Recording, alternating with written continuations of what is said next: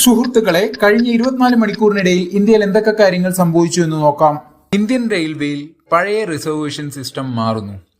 Ticket booking system കുറച്ചുകൂടി update ചെയ്യുന്നു. Easy accessible ആക്കും.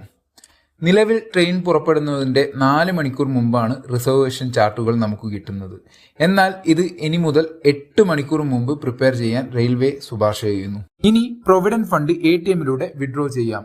PF അംഗങ്ങൾക്ക് അവരുടെ ബാങ്ക് അക്കൗണ്ടുകൾ PFുമായി ബന്ധിപ്പിച്ചു കഴിഞ്ഞാൽ ATM അല്ലെങ്കിൽ UPI ഉപയോഗിച്ച് നേരിട്ട് PF പണം പിൻവലിക്കാനുള്ള ഓപ്ഷൻ ലഭിച്ചേക്കും.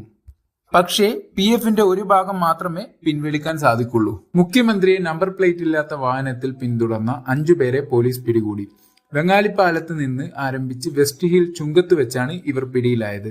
വാഹനത്തിൽ നിന്ന് വാക്കി ടോക്കിയും കണ്ടെടുത്തു.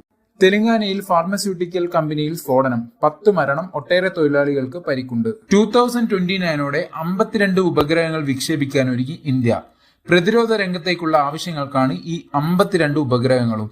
ശത്രുരാജ്യങ്ങളുടെ നിരീക്ഷണത്തിന് ഇത് വളരെയധികം സഹായിക്കും. ഇതിൽ 21 എണ്ണവും ISRO തന്നെയാണ് നിർമ്മിച്ചു നൽകുന്നത്.